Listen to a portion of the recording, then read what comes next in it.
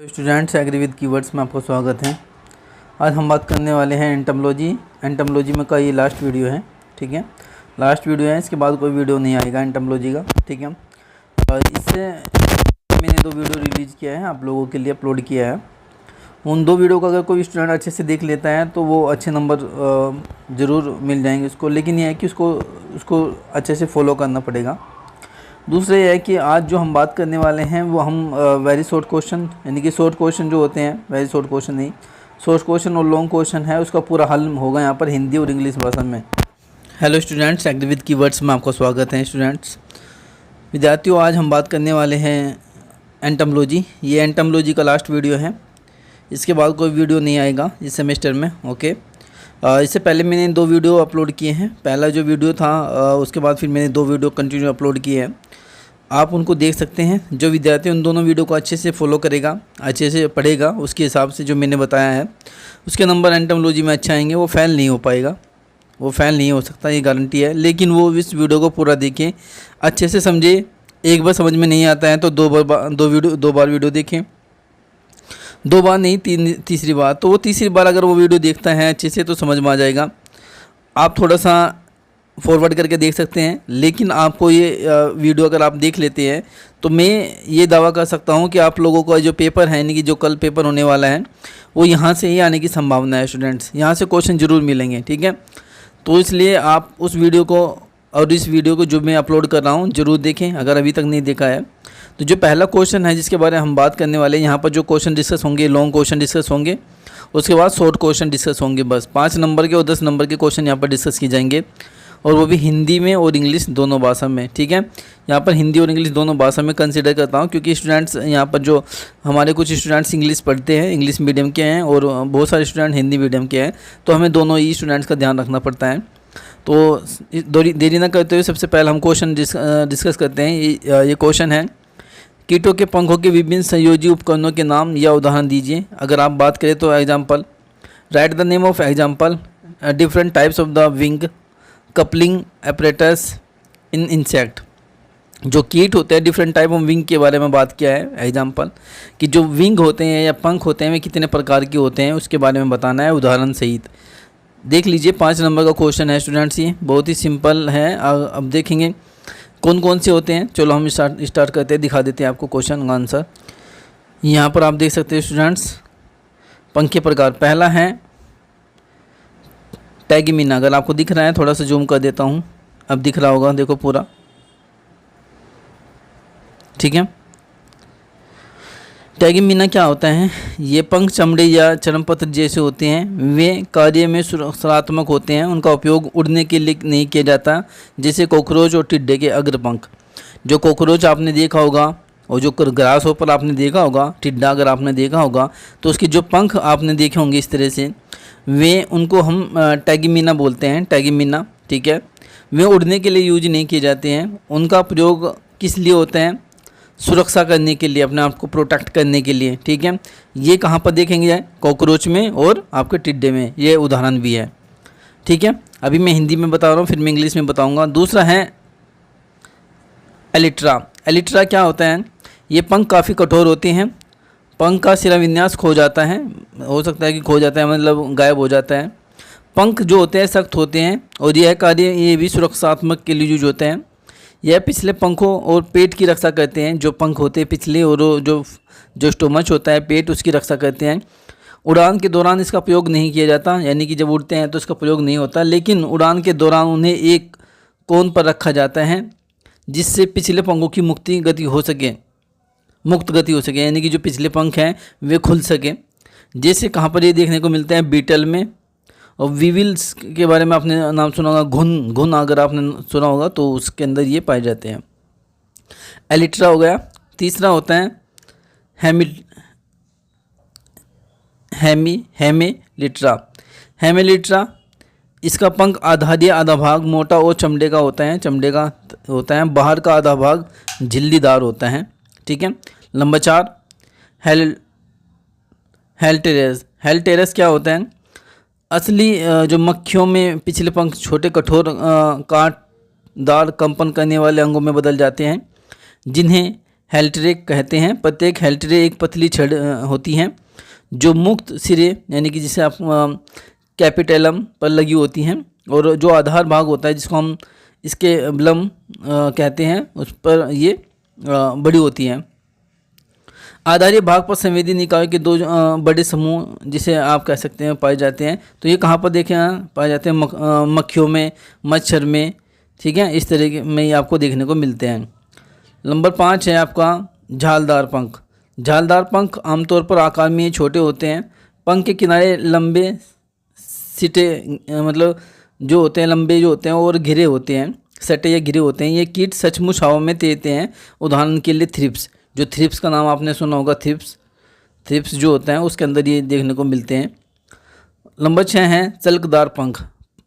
तितली और पतंगों के पंख छोटे रंगीन सल्कों से ढके होते हैं।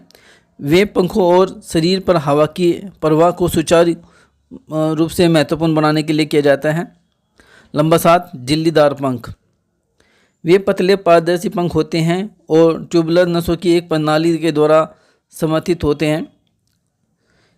कई कीटों में या तो ये आगे के पंख यानी कि सच्ची जो मक्खियाँ होती है जिसे आप ट्रू फ्लाई आप कह सकते हो, ट्रू बी आप कह सकते हो, उसके अंदर पाए जाते हैं। बट आप ये ज़्यादातर जो देखने को मिलते हैं ये कहाँ पर होते हैं? इनका उपयोग कहाँ पर होता है? उड़ने के लिए होता है स्टूडेंट, ठीक है। तो ये क्वेश्चन था, आपसे पूछा गया है टाइप्स ऑफ विंग, तो आप इसका आंसर पूरा लिख सकते हैं, ठीक है। बहुत ही सिंपल था ये, इस क्वेश्चन को आप कर सकते हैं। चाहे तो आप इसका स्क्रीनशॉट ले सकते हैं, आप इसका स्क्रीनशॉट भी ले सकते हैं, ठीक है। बहुत सारे वीडियो स्टूडेंट्स हैं, एक बात मैं आपको बता देता हूँ, मैं एनालिसिस कर रहा हूँ वीडियो का कि बहुत सारे स्टूडेंट्स क्या होते हैं कि वीडियो को केवल देखते हैं यानी कि ओपन करते हैं लेकिन पूरा वीडियो को नहीं देखते हैं। देखो स्टूडेंट्स, हम आप लोगों के लिए पूरा मेहनत कर रहे हैं, आप लोगों का भी फ़र्ज़ होता है कि वीडियो को कंप्लीट देखें। इससे क्या होता है कि आप लोग अगर कंप्लीट देखेंगे तो आपका जो रिवीजन होगा। दूसरा ये है कि आप लोग क्वेश्चन को सही तरीके से समझ पाएंगे और एग्ज़ाम के समय अच्छे से टैकल कर पाएंगे। तो हेडिंग अगर आप इनकी याद करेंगे, 1 2 5 हेडिंग या 7 हेडिंग लिखी मैंने अभी बताई, इन हेडिंगों को अच्छे से याद कर लो और 2-2 लाइन इनके बीच की याद कर लो तो क्वेश्चन आसान हो जाता है, ठीक है। तो मैं देख रहा हूँ कि जो स्टूडेंट्स हैं, बहुत सारे स्टूडेंट्स, ऐसा नहीं कह रहा हूँ कि बहुत सारे स्टूडेंट्स ऐसे होते हैं, कुछ स्टूडेंट तो वीडियो को पूरा कंप्लीट देख रहे हैं जिससे उनका एग्ज़ाम पेपर भी अच्छे से जा रहा है। लेकिन कुछ स्टूडेंट्स ऐसे होते हैं कि बस केवल और केवल वीडियो को ओपन किया और उसके बाद फिर बंद कर दिया, वो देखते नहीं है। देखो, मैं पूरा का कंटेंट आपके सामने पेपर को सोल्व कर रहा हूँ, हिंदी में भी और इंग्लिश में भी। तो डिपार्टमेंट में पूरा डिपार्टमेंट आप लोगों को सपोर्ट कर रहा है, सभी तरह की वीडियो आप लोगों के पास अवेलेबल हो रही है। आप लोगों का भी फ़र्ज़ है कि वीडियो को कंप्लीट देखें। एक बार समझ में नहीं आता है, देखो एक बार समझ में नहीं आएगा तो 2 बार आएगा, डिफ़िकल्ट सब्जेक्ट है 3 बार आएगा, लेकिन जब आप आएगा ज़रूर, ठीक है। जब हम कह रहे हैं कि आप हेडिंग के थ्रू भी आप आगे बढ़ सकते हो, ठीक है। तो इसमें नुकसान आप लोगों का ही है, ठीक है, अगर आप लोग कंप्लीट वीडियो को नहीं देखते हो, सही तरीके से नहीं देखते हो। दूसरा है कि इनका नोट्स आप बना लीजिएगा, ठीक है। ये क्वेश्चन ज़रूर आएगा आपके एग्ज़ाम में। अब इंग्लिश में बात करेंगे हम। इंग्लिश में हम देख सकते हो types of wings, okay. Number 1 होता है टैगमीना, ओके। टैगमीना अभी बताया था। विंग्स आर द लेदरी या parchment like they are the protect in the function, okay. They are not use the flight, लड़ने के लिए नहीं होता है इसका प्रयोग। इसका प्रयोग अपने आप को सुरक्षा करने के लिए या सुरक्षात्मक कार्य करने के लिए होता है। ये कहाँ पर देखने को मिलता है? कॉकरोच में और ग्रासहोपर में। दूसरा आपका इलाइट्रा क्या होती हैं? The wing the heavily sclerotised, okay. Wing venation is a lost, wing are the tough, hard होते हैं। ये भी क्या होता है? प्रोटेक्टेड फंक्शन के लिए यूज होता है। और ये जो होता है एब्डोमन को रक्षा करते हैं, जो एब्डोमन वगैरह होता है, स्टोमच वगैरह होता है, उसको प्रोटेक्ट करते हैं। इसका यूज भी फाइट के लिए नहीं होता है, लड़ने के लिए it is not use during the fight, okay. ये आप कहाँ पर देखेंगे? या बीटल्स वगैरह में देखेंगे, या जो विविल्स वगैरह होते हैं, विविल्स वगैरह उनमें देखेंगे।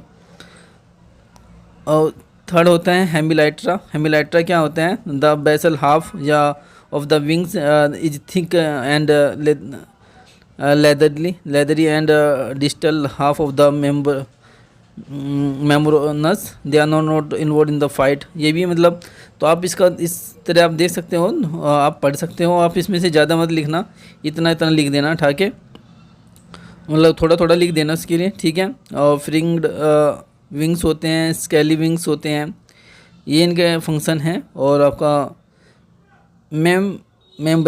मेम्ब्रेनस जो विंग्स होते हैं वे आप लोग देख सकते हो, ठीक है। तो ये पूरा का पूरा आप इसको स्क्रीनशॉट ले लीजिएगा, इसकी हेडिंग जरूर याद रखिएगा, हेडिंग मोस्ट इंपॉर्टेंट है स्टूडेंट्स, हेडिंग जरूर याद करना, ठीक है। आप इस चाहे तो इसका स्क्रीनशॉट ले सकते हो, लो मैं ऐसे कर देता हूँ, स्क्रीनशॉट आप ले लीजिएगा, ठीक है।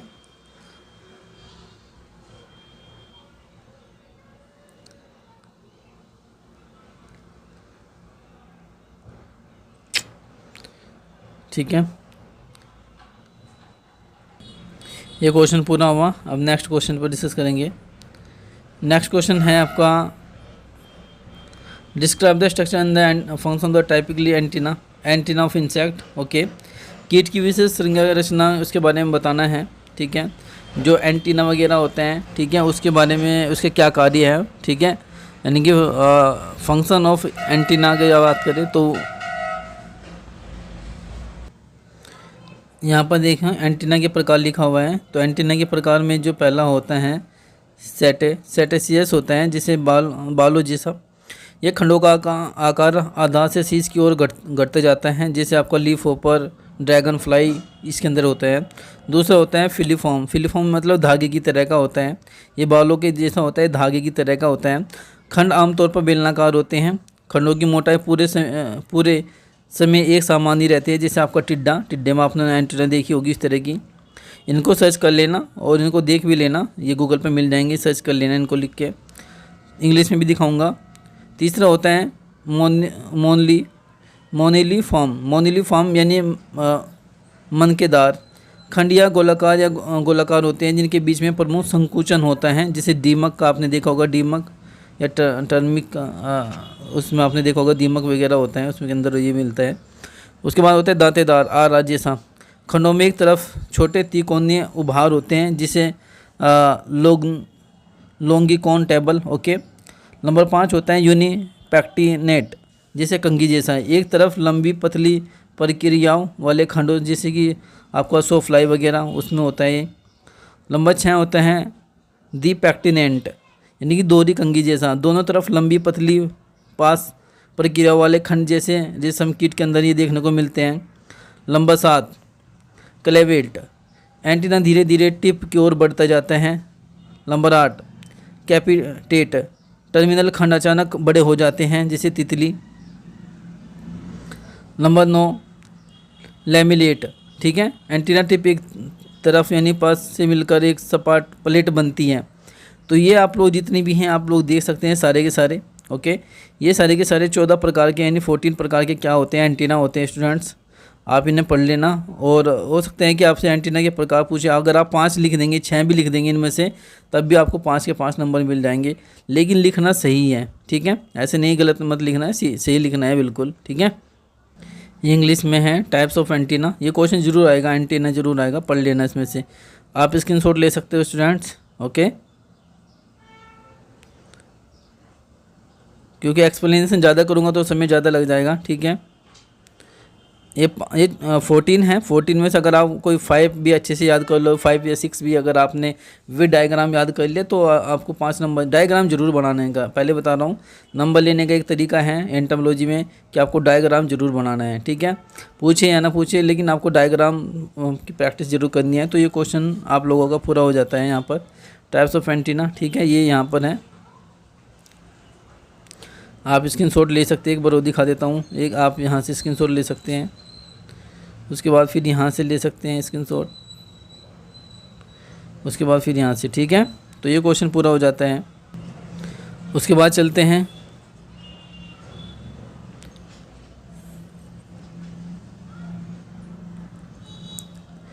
आपको डिफरेंस बताना था मोथ और बटरफ्लाई। ओके, मोथ, जो मोथ होता है, मोथ मतलब आप सलब आप कह सकते हो, जो बटरफ्लाई यानी कि तितली जो आप कह सकते हो, तितली और इसके मोथ और बटरफ्लाई में क्या डिफरेंस होता है, इससे यहाँ पर 5 नंबर का क्वेश्चन पूछा है। कोई 4 अगर आप 5 डिफरेंस अगर आप इनमें बता देते तब भी आपको 5 नंबर मिल जाते हैं। चलो इस क्वेश्चन को हल कर देते हैं। पहला क्वेश्चन इसमें पूछा गया है कि मोथ और बटरफ्लाई में क्या डिफरेंस होता है। यहाँ पर आप देख सकते हो, पहला है ये आपका तितली, यहाँ पर लिखा है मोथ्स या आप पतंगे कह सकते हो, यहाँ पर तितलियाँ। व्यवहार के आधार पर हम डिफरेंस करते हैं। व्यवहार के आधार पर हम जब अगर डिफरेंस करते हैं तो पहला डिफरेंस आता है कि यहाँ पर जो मोथ होते हैं ये रात्रि में होते हैं, रात में ये सक्रिय होते हैं, जबकि जो बटरफ्लाई होते हैं वो दिनचर होते हैं, दिन के समय ये सक्रिय होती है। देखो मोथ में क्या डिफरेंस होता है, जो मोथ होते हैं वे रात्रिचर होते हैं, यानी रात को दिखेंगे, एक्टिव होंगे रात को, और जबकि तितली जो होती हैं ये दिन के समय एक्टिव होती है। इंग्लिश में भी लिख सकते हैं, ये एक्टिव होते हैं इन द राइट, ये होते हैं active in the day. Okay, तो जैसे भी आप बिहेवियर में भी आप लिख सकते हैं, बिहेवियर मतलब व्यवहार इनका। दूसरा होता है पंख। पंख में डिफरेंस क्या है, आराम करते समय पतंगे जो मोथ होते हैं अपने पंख फैला लेते हैं, जबकि जो तितलियाँ होते हैं आराम करते समय अपने पंखों को पीछे की ओर मोड़ लेती हैं। ये क्या होते हैं, पीछे की तरफ मोड़ कर रखती है और ये जो विंग्स होते हैं इनको फैलाती है। उसके बाद प्यूपल अवस्था की बात करें तो इसमें पतंगे या मोथ जो होते हैं रेशम से कोकून बनाते हैं, जो रेशम होता है उससे कोकून बनाते हैं। जो तितलियाँ एक ऐसा कोसत कीट बनाती है जो कठोर और चिकना होता है, इसमें रेशम नहीं होता है। ये भी आप डिफरेंस समझ लीजिए। उसके बाद संरचना स्ट्रक्चर की बात करें तो जो पतंगे मोथ होते हैं वे फेनुलम नामक एक संरचना होती है जो अगले और पिछले पंखों की ओर जोड़ती है। तितलियों में कोई फेनुलम संरचना नहीं होती है। Number 5 antenna. एंटीना मतलब पतंगों के एंटीना मोटे और रोएदार होते हैं जो पंख या कंघी जैसे दिखते हैं, जबकि जब बटरफ्लाई में क्या होता है, तितलियों के लंबे पतले एंटीने होते हैं जिनके सिरे क्लब के आकार के होते हैं। रंग की बात करें तो जो मोथ होते हैं तितलियों की तुलना में जो मोथ होते हैं उनके रंग क्या होता है, फीका होता है। जो तितलियाँ होती हैं उनका रंग अधिक गहरा होता है। आकार की बात करें तो आमतौर पर जो मोथ होती हैं वे छोटे होते हैं, तितलियाँ जो होती है बड़ी होती हैं। प्रजातियों की बात करें तो ये लेपिडोप्टेरा प्रजाति में पतंगे 89 से 94% तक होते हैं, जबकि जो तितलियाँ होते हैं लेपिडोप्टेरा प्रजातियों में 6 से 11% तक हिस्सा ये बनाती हैं, लेती हैं। तो इतना आप डिफरेंस था, अगर आप इतना भी डिफरेंस लिख देते तो आपको 5 नंबर मिल जाते हैं, ज़्यादा नहीं था। देखो सिंपल सा बात है कि ये मोथ जो होते हैं ये ये नाइट में एक्टिव होते हैं, दिन में एक्टिव होते हैं। इनका रंग हल्का होता है, इनका रंग गहरा होता है। इनके पंख जो होते हैं ये छोटे होते हैं, इनके पंख बड़े होते हैं। बहुत ही छोटा सा बेसिक डिफरेंस था। आप इनमें आप प्यूपल अवस्था में बात कर सकते थे, रेशम के बारे में बता सकते थे कि ये रेशम का निर्माण करते हैं, ये रेशम का निर्माण नहीं करते हैं। तो ये बहुत ही बेसिक डिफरेंस था, आप लोग इसका आंसर आराम से दे सकते थे स्टूडेंट। ठीक है, ये आप इंग्लिश में देख सकते हैं। यहाँ पर ये मोथ है, ये बटरफ्लाई है। बिहेवियर की बात करें, moth are nocturnal active in the night. Okay, ये डे में एक्टिव होते हैं। विंग्स की बात करें, पंखों की बात करें तो ये मोथ जो flatten out their the wings are the rest. Okay, but जो बटरफ्लाई होता है फोल्ड उनके होते हैं और पीछे की तरफ मुड़ते हैं। प्यूपल स्टेज की बात करें तो ये moth make the cocaine from silk से कोकीन बनाते हैं, ये कोकीन नहीं बनाते हैं। सिंपल सी तरीका था। एनाटॉमी की बात करें तो संरचना की बात करें, छोटे होते हैं, बड़े होते हैं। ठीक है, एंटीना की बात करें तो एंटीना कहाँ होता है, moth have the stout and the fuse antenna with A feathery या कम्ब लाइक अपरेंस की तरह का एंटीना इसके अंदर होता है। Butterfly have the long cylinder antenna with the club shaped tips. ठीक है, कलर्स की बात करें तो ये क्या होते हैं, कलर्स की बात करें तो कलर की कैसे होते हैं, ये डुलर कलर्स होते हैं। ये कैसे होते हैं, विब्रेंट कलर के होते हैं। साइज़ की बात करें तो ये छोटे होते हैं और ये बड़े होते हैं। बहुत ही सिंपल था, बताना था। इस स्पीसीज़ की बात करें तो डिस्ट्रीब्यूशन की बात करें तो मोथ 89 से 94% तक ये लेपिडोप्टेरा होते हैं। ये 6 से 11% तक लेपिडोप्टेरा में पड़ जाते हैं। तो क्या इसमें बताओ क्या डिफ़िकल्ट था भाई, क्या इस क्वेश्चन को इजीली आप टैकल कर सकते थे, इस क्वेश्चन को इजीली आप क्रैक कर सकते थे, कोई दिक्कत नहीं था। 5 नंबर आप ले सकते थे इसमें। मैं पहले ही कह रहा हूँ कि अगर आप वीडियो पूरा देखेंगे तो इसको समझ में ज़रूर आएगा। एक बार देखो, 2 बार देखो। लेकिन देखो, अगर आपको बैक नहीं लेना है, फेल नहीं होना है, तो अगर आप बैक लेना चाहते हो या सप्लीमेंट्री आप लेना चाहते हो तो आपकी मर्जी है। यहाँ पर कंटेंट में बिल्कुल भी कमी नहीं किए जा रहे हैं। क्वेश्चन को हिंदी और इंग्लिश में आपके सामने ला रहे हैं। तो आप लोग इतना भी समझिए कि भाई थोड़ा सा आप अपने सपोर्ट कीजिए, आप खुद को, अपने आप को, कि हमें अच्छे से अच्छे नंबर लाने हैं। ठीक है, ठीक है। तो ये आपके ऊपर डिपेंड होता है स्टूडेंट्स। क्वेश्चन अब सेक्शन सी में आ गए। यहाँ पर लॉन्ग क्वेश्चन डिस्कस होंगे। लॉन्ग क्वेश्चन में सबसे पहला है कि जो आपका इंसेक्ट होता है, इंसेक्ट के लक्षण क्या होते हैं, सिम्टम्स क्या होते हैं, और एग्रीकल्चर में इनका क्या इंपॉर्टेंस रोल है। जो कीट का महत्व बताना है कि कीट एंटोमोलॉजी होते हैं। Entomology the branch of agriculture in which study of the insect, okay, insect and insect behaviour. कीट के बारे में या कीट के बारे में स्टडी हम कहाँ पर करते हैं, एंटोमोलॉजी में करते हैं। तो एंटोमोलॉजी एग्रीकल्चर की ब्रांच है। तो पूछा गया है कि इसका एंटोमोलॉजी का जो है वो एग्रीकल्चर में क्या इंपॉर्टेंस है। ओके, इंसेक्ट का सिम्टम्स की बात करें या लक्षण की बात करें या कैरेक्टर्स की बात करें, ये मैंने डिस्कस कर लिया है पहले, इससे पहली वीडियो में मैंने डिस्कस किया था, फर्स्ट वीडियो में। अगर आपने वो नहीं देखी तो मैं उसका डिस्क्रिप्शन में इसका लिंक दे दूँगा, दोनों वीडियो का लिंक दे दूँगा आज। ठीक है, इसके बाद वीडियो अपलोड कर दूँगा। और बट थोड़ा सा मैं दिखा के चलता हूँ कि उसके लक्षण और इसमें एग्रीकल्चर में क्या इंपॉर्टेंस है। यहाँ पर देख सकते हैं आप कीटों की विशेषताएं कौन कौन सी होती है। नंबर देखिए, एक के शुरू की होती है। एक के शुरू की का मतलब होता है इनके अंदर रीढ़ की हड्डी नहीं होती है, जो बैकबोन वगैरह होती है वो नहीं होता है, इसलिए तो ये कूद जाते हैं या इधर उधर उड़ जाते हैं। दूसरा होता है कि इनके शरीर के तन खंड जो होते हैं, इनके जो बॉडी होता है वो 3 हिस्सों में बटा होता है। एक तो आपका हेड होता है, एक एब्डोमेन होता है, और तीसरा होता है थोरैक्स यानी कि वक्स। इनका शरीर 3 भागों में बटा होता है। नंबर एक, ये नंबर इंग्लिश में बता देता हूँ, पहले हिंदी में सुन लीजिए। ये एक के शुरू की होती है, यानी कि ये इनके अंदर रीढ़ की हड्डी नहीं होती है। ठीक है, लैक ऑफ बैकबोन आप लिख सकते हैं नंबर 1 पॉइंट। दूसरा, शरीर के 3 खंड होते हैं। जो इंसेक्ट होता है उसका शरीर के 3 खंड होते हैं।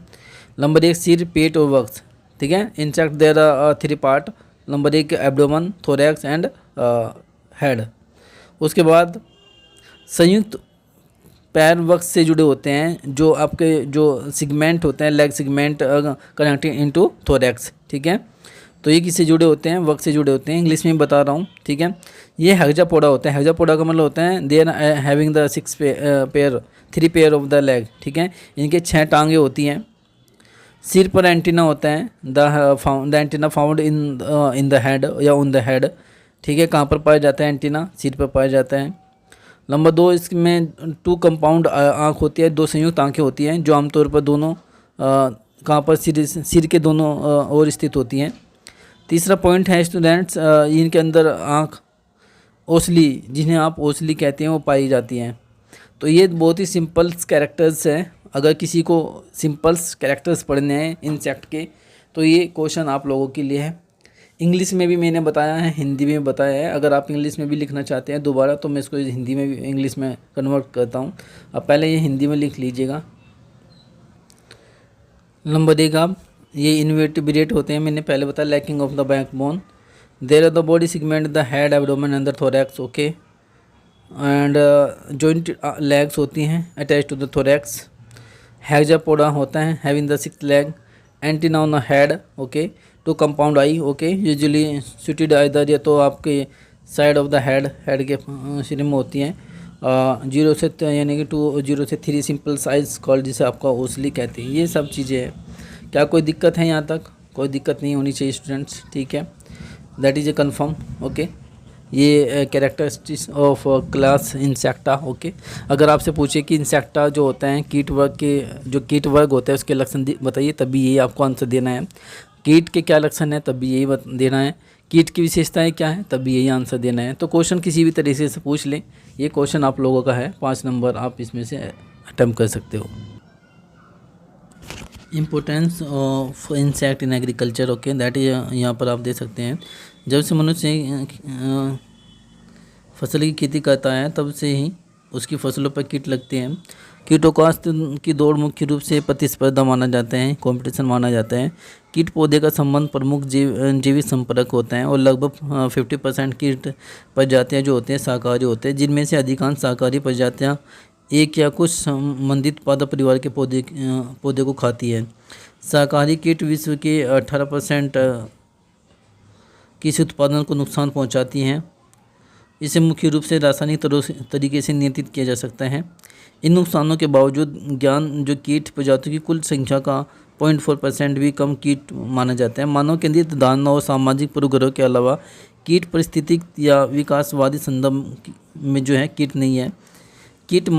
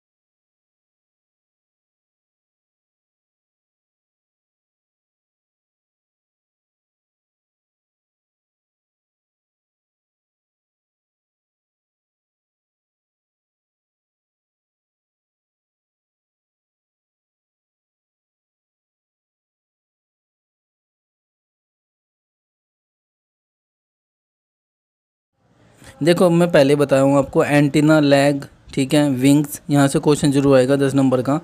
तो ये क्वेश्चन जरूर आप लोग अच्छे से पढ़ लेना, ठीक है। तो ये क्वेश्चन ये है स्टूडेंट्स, ये इम्पोर्टेंट क्वेश्चन है। टाइप्स ऑफ लैग्स, जो कीट जो होते हैं, इंसेक्ट जो होते हैं, उनकी लैग के बारे में बताना है, ठीक है। इसके सभी क्वेश्चन आते हैं। और उसके बाद टिड्डे के चित्रण, पाचन तंत्र की रचना का सचित्र वर्णन करना है, ठीक है। डाइजेस्टिव सिस्टम द ग्रास ऊपर पहले हम बात कर लेते हैं इस क्वेश्चन की, टांगों के का रूपांतरण के बारे में हम डिस्कस कर लेते हैं, ठीक है। यहाँ पर देख सकते हैं पैरों के प्रकार हैं, टाइप्स ऑफ लेग्स हैं, ठीक है। इंपॉर्टेंट क्वेश्चन है। देखो स्टूडेंट्स, अगर आप लोग इस क्वेश्चन को नहीं पढ़ते हो तो आपकी गलती है। बहुत ज़रूरी इंपॉर्टेंट अगर हम बात करें तो इससे क्वेश्चन आएगा। जीवाश्म के प्रकार वाली टांगे, दौड़ने वाली, चलने वाली टांगे, पकड़ने वाली टांगे, ठीक है, तैरने वाली टांगे, तैरकी यानी आप जो फ्लोटिंग वाली टांगे होती हैं, पराग ले जाने वाली, पराग का मतलब होता है जब पोलिनेशन होता है, पोलिनेशन के समय जो वो अपने पैरों में पराग को पकड़ता है और लेके जाता है, ठीक है। उसके बाद एंटीना क्लीनर, एंटीना को साफ करने वाली टांगे। कभी कभी आपने देखा होगा कि जो वो सारे कुछ इंसेक्ट होते हैं जो क्या करते हैं, ये जो टांगे होती है, टांगों के द्वारा आपके एंटीना को साफ करते रहते हैं। साफ इसलिए करते हैं ताकि उससे क्या हो सके, उससे वो सेंसर सही तरीके से काम कर सकें। चिपकने वाली, चिपकाने वाली, कुछ टांगे ऐसी होती हैं इंसेक्ट, कुछ कीड़ों के अंदर या इंसेक्ट के अंदर वे जो चिपका लेते हैं, यानी टांगों से पकड़ लेती है किसी चीज़ को, ठीक है। टांगों के द्वारा चढ़ने, यानी कि आप अगर इंसेक्ट को आपको चढ़ते हुए देखा होगा तो टांगों के सारे चढ़ती है। ये 9 टाइप हैं। आप इसकी हेडिंग अगर आप याद रखें, देख लीजिए, मैं यहाँ पर देखो, मैं यहाँ पर क्या कर रहा हूँ स्टूडेंट्स, आपको बिल्कुल सिंपल तरीके से बता रहा हूँ, किसी भी तरह का वो नहीं है। एक हेडिंग याद कीजिए, चलने वाली, दौड़ने वाली, पकड़ने वाली, तैरने वाली टांगे। तो ये तो आपको इन्हें याद करने में कोई ज़्यादा दिक्कत नहीं होगी। पराग ले जाने वाली जो टांगे होती है, ये क्या इन्हें याद करने में इतनी हेडिंग है, 7-8 हेडिंग है, तो क्या इन्हें कोई दिक्कत है? कोई दिक्कत नहीं है। आप देखो इसे मैं समझा देता हूँ। पहले क्या है, खुदाई या जीवाश्म, यानी कुछ टांगे ऐसी होती हैं, कुछ इंसेक्ट की टांगे ऐसी होती हैं जो क्या करती हैं, खोदने के काम करते हैं, मिट्टी को खोदने का काम करते हैं। जैसे कि मोल, क्रिकेट वगैरह जो होती हैं उस तरह का, वो क्या करते हैं, टांगों के द्वारा ही क्या करती है, मिट्टी को खोदती रहती है। दूसरा है कूदने वाली, जंप करने वाली। कुछ ऐसे होते हैं, जैसे मान लो इन पैरों को छलांग लगाने के लिए कुछ इंसेक्ट का प्रयोग होता है। जैसे कि आपका नाम सुना होगा फीमर बहुत बड़ा होता है। आपने जैसे टिड्डा वगैरह होते हैं, टिड्डा कूद जाता है, एक जंप कर जाता है, तो उसकी वो टांगों से तो जंप करता है भाई। चलने के लिए, चलने वाली टांगे चलने के लिए होती है। पकड़ने के लिए, किसी चीज़ को पकड़ना है तो आगे के पैरों को शिकार पकड़ने के लिए आप कर सकते हो, ठीक है। तैरने वाली होती हैं, ठीक है, टांगों के द्वारा फ्लोटिंग करती हैं। पराग ले जाने वाली होती हैं, ठीक है, जो पराग लेके जाती हैं, जैसे आप लोग पढ़ सकते हो उसमें। एंटीना क्लियर करने वाली होती है, मधुमक्खियों को अगर को जो पैरों का जो एंटीना होती है उसकी सफाई संशोधित किया जा सकता है। टार्सस के पहले खंड में एक पायदान होता है, उदाहरण के लिए आप मधुमक्खी की बात कर सकते हैं। चिपकने वाले के प्रकार की टांगें होती हैं जो पैरों से मजबूत होती हैं, ठीक है। ये किसी भी चीज़ को पकड़ सकती हैं, ये चिपका सकती हैं, ठीक है। उदाहरण के लिए आपकी जो सिर की जूं देखी होगी आपने, ये इस तरह के आप लोग समझते होंगे। तो ये मोस्ट है। आप इसे ज़्यादा देखो, एंटोमोलॉजी इतना डिफ़िकल्ट सब्जेक्ट नहीं है जिसे आप लोग बना देते हो। इतना डिफ़िकल्ट सब्जेक्ट कोई नहीं होता है स्टूडेंट्स। आप लोगों को मैं पढ़ा रहा हूँ, आप लोग समझ भी रहे होंगे चीज़ों को। क्या कोई चीज़ें नहीं, आपको हेडिंग को फोकस करना है। 1, 2, 3, ये जितनी भी 7-8 हेडिंग हैं उनमें से एक आप क्या कर सकते हो, उन 7-8 हेडिंगों को आप अगर आप अच्छे से पढ़ लोगे तो बात हो जाएगा काम आपका, ठीक है। उसके बाद यहाँ पर देख सकते हैं आप इंग्लिश में, ये डिगिंग के लिए होती हैं। डिगिंग का मतलब होता है खोदने वाली। जंपिंग, वॉकिंग, टहलने वाली, रनिंग करने वाली, ग्रैस्पिंग करने वाली या रेपोटोरियल टाइप की, अभी मैंने बताया था। स्विमिंग करने वाली, स्विमिंग मतलब अभी जो तैरने वाली थी, लेग्स। पोलन कैरिंग लेने वाली, जो पोलन को कैरी करने वाली लेग्स इंसेक्ट होती हैं। एंटीना जो किलर करने वाली इंसेक्ट होती है। क्लीनिंग साफ करने वाली होती हैं। चढ़ने वाली होती हैं, मतलब जंप करने के लिए क्लिम्ब करना होता है, चढ़ना। तो that is important of entomology, या that is types of legs. आप इसे देख सकते हो यहाँ से, इसका स्क्रीनशॉट ले लीजिएगा, कोई दिक्कत नहीं है। ये लीजिए, स्क्रीनशॉट ले लीजिएगा, हो गया स्क्रीनशॉट। उसके बाद आप यहाँ से स्क्रीनशॉट ले लीजिएगा इसका, ओके। उसके बाद यहाँ तक का, ठीक है। तो ये हो गया आपका टाइप्स ऑफ। क्या इसमें कोई दिक्कत है? कोई दिक्कत नहीं। ये रिपीटेड क्वेश्चन है। टिड्डे के पाचन तंत्र, डाइजेशन सिस्टम के बारे में पूछा गया है। तो डाइजेशन सिस्टम ऑफ ग्रास ऊपर मोस्ट इंपॉर्टेंट है, मैंने पहले ही बताया है, क्वेश्चन जरूर आएगा, ठीक है। चबाने माउथ पार्ट्स के बारे में बात कर लेता हूँ मैं। पहला क्वेश्चन है ये पाचन तंत्र की बात कर लेता हूँ। इस क्वेश्चन को मैंने डिस्कस किया था पहले ही, ठीक है। अभी थोड़ा सा मिल नहीं रहा, थोड़ा सा ये ढूंढना पड़ेगा, समय लगेगा जिसके लिए। मैंने मुझको भी वीडियो भी अपलोड करना है, तो आप लोग इस क्वेश्चन को ढूंढ लेना, ज़रूर मिल जाएगा आपको ये, ठीक है। ठीक है, एक क्वेश्चन नहीं मिल जाएगा आपको। ये जो होते हैं आपके टांग वगैरह, ये मैंने बता दिया। माउथ पार्ट्स पे मैंने डिस्कस कर चुका हूँ ऑलरेडी में, माउथ पार्ट्स के बारे में, ठीक है। माउथ पार्ट्स कौन कौन से होते हैं, इसमें पूछा है कि जो सकिंग वाले होते हैं या चुभाने वाले जो मुखांग होते हैं या सकिंग वाले, उनके बारे में बताना था। ये तितली में जो एम्ब्रायो डेवलपमेंट होता है उसके बारे में इसे चित्र वर्णन करना है। तो आप लोग यहाँ पर आप देख सकते हो, ठीक है। दूसरा ये है कि अगर आप ये सभी क्वेश्चन आप लोगों के सामने रख दिए हैं मैंने, ठीक है। और बाकी इतना ही है, ये सब क्वेश्चन आप लोगों को मिल जाएंगे, ठीक है स्टूडेंट, क्योंकि समय हो रहा है। तो आपको कल एग्ज़ाम भी है, तो इसलिए मुझे अपलोड करनी पड़ेगी वीडियो आप लोगों के लिए। तो थोड़ा सा मेरे पास समय की कमी की वजह से ये माउथ पार्ट्स वाला मैंने पहले करा दिया है और डाइजेशन सिस्टम वाला भी पहली वीडियो में मैंने करा रखा है। तो आप लोग इनको माउथ पार्ट्स वाले सबको पढ़ के जाना, ठीक है। और कल के लिए बेस्ट ऑफ लक, ठीक है। Okay, thank you.